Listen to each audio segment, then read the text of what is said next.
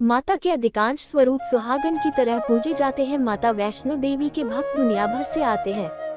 माता वैष्णो देवी के मुख्य भवन पर पहुंचने से पहले एक अर्धकुमारी गुफा भी आती है, जहां से भक्तों को रंगकर पार करना होता है। कहते हैं माता वैष्णो देवी के भक्तों के लिए यदि हर बार संभव न हो तो भी कम से कम एक बार तो अर्धकुमारी गर्भ गुफा से पार जरूर कर लेना चाहिए। धूमावती माता और एकाध अन्य माता के स्वरूपों को छोड़ दे तो माँ जगदम्बा ज्यादातर जगह सुहागिन रूप में ही पूजी जाती हैं। फिर माता वैष्णो देवी कुंवारी कन्या रूप में क्यों पूजी जाती है? त्रिकूट पर्वत पर विराजने वाली माता वैष्णो देवी का धाम मां जगदम्बा का जागृत पीठ है। माता वैष्णो देवी के भक्त दुनिया भर से आते हैं और माता से मनोकामना पूर्ति का वरदान लेकर जाते हैं। माता वैष्णो देवी में सिंदूर चढ़ता है और सुहाग का आशीर्वाद भी मिलता है, परंतु माता कुंवारी रूप में है। इसके पीछे एक पौराणिक कथा है जो इस प्रकार से है। त्रेतायुग की बात है। दक्षिण भारत के रामेश्वरम में समुद्र तट पर एक सुंदर गाँव था। रत्नाकर पंडित यही रहते हैं।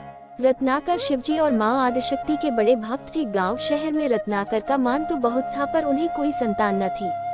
रत्नाकर की पत्नी हमेशा मां आदिशक्ति से संतान प्राप्ति के लिए प्रार्थना करती रहती थी। उन्होंने लगातार कई वर्षों तक मां की पूजा अर्चना की। कई सालों से संतानहीन रत्नाकर की पत्नी की प्रार्थना एक दिन मां ने सुन ली।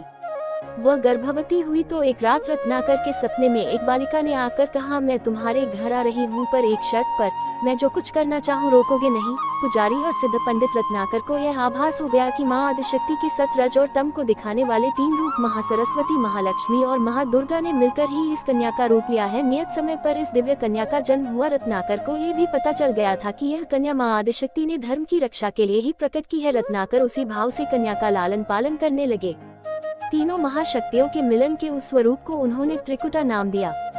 त्रिकुटा का स्वभाव जन्म से ही अनूठा था। बचपन से ही वह पूजा पाठ और धार्मिक कार्यक्रमों को देखकर प्रसन्न होती।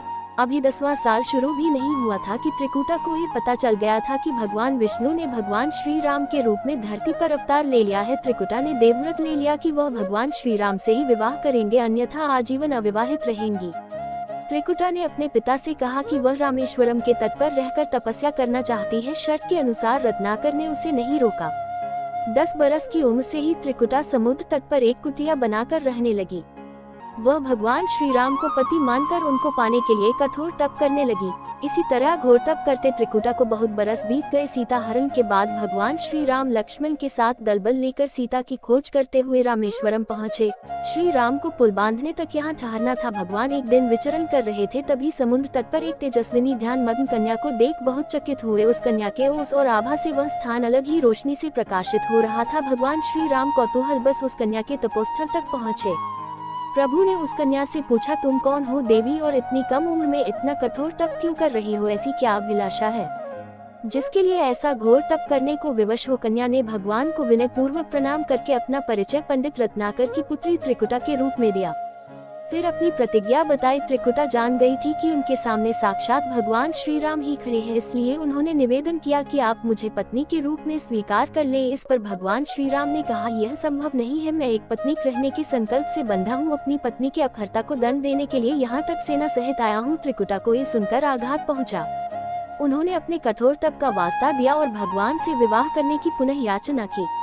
त्रिकुटा ने कहा, प्रभु क्या मेरा ये तप व्यर्थ गया? मेरे तप में वह शक्ति नहीं कि आपको प्राप्त कर सकूं। मेरा तप अभी कम है, तो मैं इससे और कठोर तप करूंगी और तब तक जारी रखूंगी जब तक मेरी अभिलाषा पूरी नहीं हो जाती। भगवान ने कहा, जब मैं सीता का पता लगाकर लौटूंगा तब तुम्हारे पास आऊंगा। यदि तुम मुझे पहचान लोगी तो मैं तुम्हारी इस बात पर सही निर्णय करूंगा। त्रिकुटा को इस बात से बड़ी प्रसन्नता हुई कि उनका तप सफल है। भगवान ने उन्हें वरन का एक आश्वासन दिया।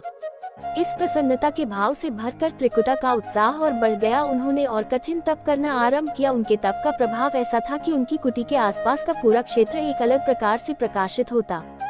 प्रभु राम लंका विजय के बाद माता सीता और लक्ष्मण जी के साथ पुष्पक विमान पर सवार होकर लौट रहे थे, तो उन्हें त्रिकुटा को दिया अपना वचन भी पूरा करना था। रामेश्वरम के तट पर पहुंचते ही भगवान ने विमान रुकवा दिया। सभी कौतूहल में पड़ गए तो प्रभु ने उन्हें कुछ पल की प्रतीक्षा करने को कहा। उसके बाद वह अकेले ही चल पड़े। सारी सेना भगवान की आज्ञा के अनुसार वहीं ठहर कर उनकी प्रतीक्षा करने लगी। श्री राम ने एक अत्यंत बूढ़े ब्राह्मण का वेश बनाया और देवी त्रिकुटा के पास पहुँचे। प्रभु उनके पास कुछ पल रुके, पर त्रिकुटा उन्हें पहचान न सकी। भगवान ने उन्हें अवसर दिया पर उनकी लीला को देवी त्रिकुटा भांप न पाई। तब भगवान श्री राम अपने असली रूप में आ गए। उन्होंने त्रिकुटा से कहा, देवी मैं आपको दिए वचन के अनुसार आपके पास आया था, परंतु आप इस परीक्षा में सफल न हो पाए। वैसे भी इस जन्म में सीता से विवाह कर मैंने एक पत्नी व्रत का प्रण लिया है, इसलिए तुम्हारे साथ विवाह तो असंभव ही था। देवी त्रिकुटा कुछ निराश हो गई। भगवान ने उनकी मनस्थिति समझ ली और मधुर वचन में बोले, आपको निराश होने की आवश्यकता नहीं, आपका संकल्प पक्का है, इसलिए मैं इसे खाली नहीं जाने दूंगा। इस युग में मैं व्रतधारी होने के कारण विवश हूँ। कलयुग में मैं जब कल्कि के रूप में अवतार लूंगा तब मैं तुम्हें अपनी पत्नी रूप में अवश्य स्वीकार करूंगा। तब तक तुम हिमालय स्थित त्रिकूट पर्वत पर जाकर तप करो और मेरे अवतार की प्रतीक्षा करो। भगवान ने उन्हें वरदान देते हुए कहा, तुम भक्तों के कष्ट और दुखों का नाश करते हुए इस संसार का कल्याण करती रहो। विष्णु का अंश होने, उनके कुल में अवतार लेने तथा विष्णु पूजक होने के नाते सारा संसार तुम्हें माता वैष्णो देवी के रूप में पूजेगा। कलयुग में तुम्हारे लिए कुछ भी अदेय नहीं होगा। जो भी भक्त भक्ति भाव से तुम्हारी पूजा अर्चना करेंगे उन्हें तुम सर्वस्व प्रदान करोगी। भगवान श्री राम यह वरदान देकर चले गए। त्रिकुटा श्री राम से मिले। इस वरदान से अत्यंत प्रसन्न थी। उन्होंने प्रभु के आदेशानुसार संसार के कल्याण का संकल्प लिया। त्रिकुटा उत्तरी भारत के मानिक पर्वत श्रृंखला की 3 पहाड़ों वाले त्रिकूट पर्वत पर तप के लिए आ गई।